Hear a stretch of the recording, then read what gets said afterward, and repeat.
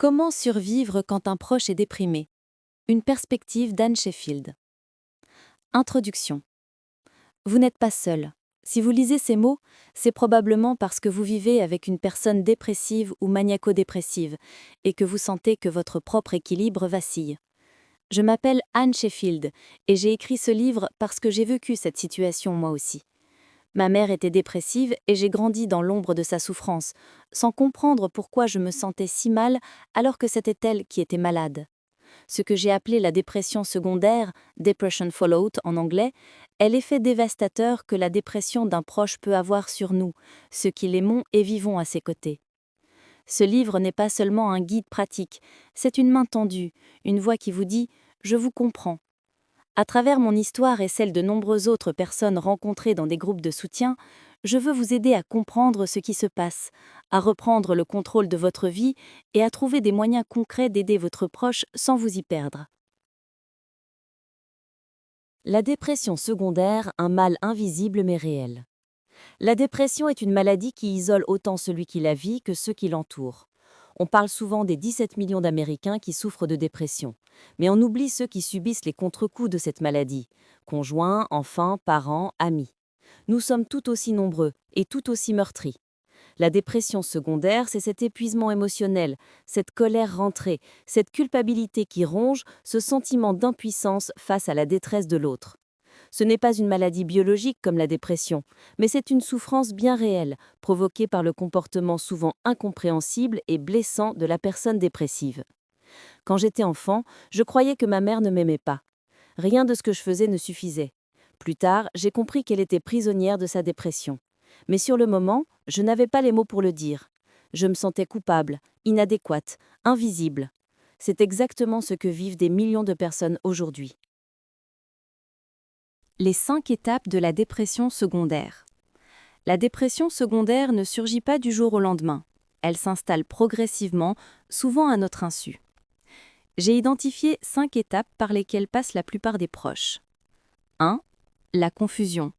On ne comprend pas ce qui se passe. Pourquoi est-il si distant? Pourquoi est-elle si irritable? On cherche des raisons, on se remet en question. 2. Le doute de soi. On finit par croire que c'est de notre faute. Si seulement nous étions plus aimants, plus patients, plus présents. 3. La démoralisation. On se sent vidé, sans énergie, sans espoir. On perd l'estime de soi. 4. La colère. On en veut à l'autre de nous faire souffrir. On se sent trahi, abandonné. 5. L'envie de fuir. On rêve de partir, de tout laisser derrière soi, mais la culpabilité nous retient. Ces étapes ne sont pas linéaires. On peut passer de l'une à l'autre, revenir en arrière, les vivre simultanément. Le plus important est de les reconnaître pour ne plus se sentir seul ou anormal. Au-delà de l'amour et de la sympathie. Aimer une personne dépressive ne suffit pas. La dépression est une maladie biologique liée à un déséquilibre chimique dans le cerveau. L'amour ne peut pas guérir un dysfonctionnement des neurotransmetteurs.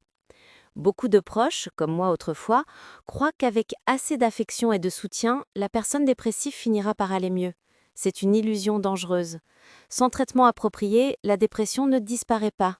Elle s'aggrave, et nous avec. Il faut comprendre que la dépression n'est pas un choix.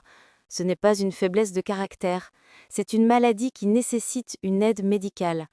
Notre rôle n'est pas de jouer les thérapeutes, mais d'encourager notre proche à consulter et à suivre un traitement. De l'autre côté du mur, ce que vit le dépressif. Pour aider, il faut comprendre. Mais comprendre la dépression n'est pas facile. Ce n'est pas juste de la tristesse. C'est un vide profond, un sentiment d'impuissance totale, une absence d'émotion. J'ai moi-même fait une dépression.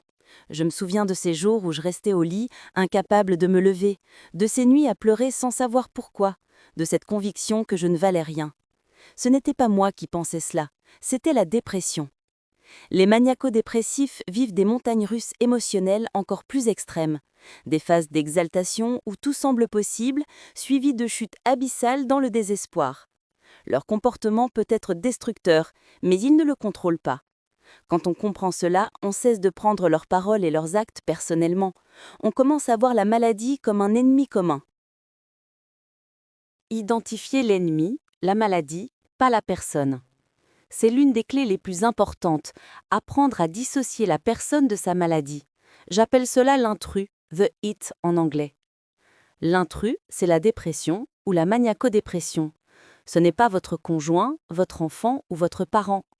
Quand votre proche vous critique sans raison, quand il est irritable, négatif, distant, ce n'est pas lui qui parle, c'est la maladie. Ce n'est pas vous qu'il rejette, c'est son propre mal-être. Apprendre à reconnaître l'intrus change tout.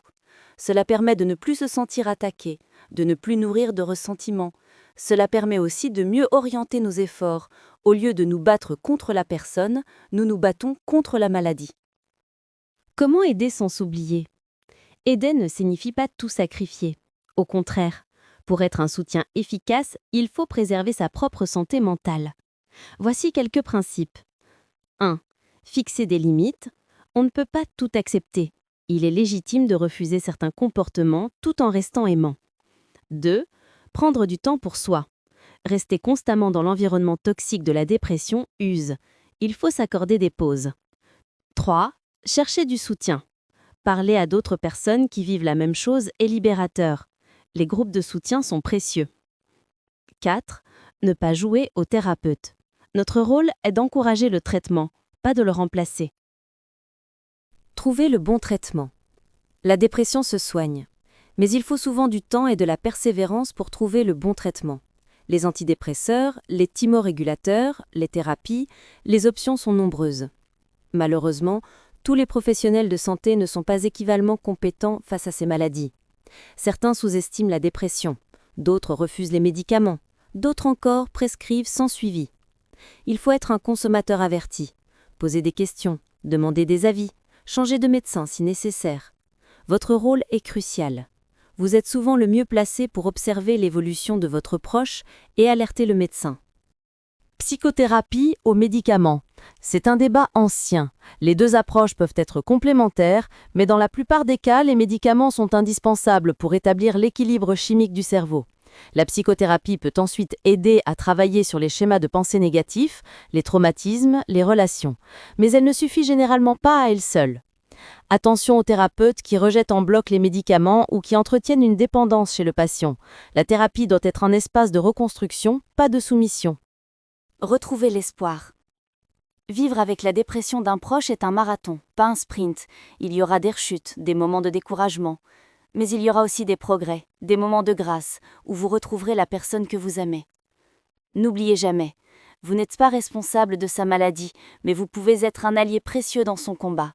Prenez soin de vous, restez informés et croyez en la possibilité du mieux.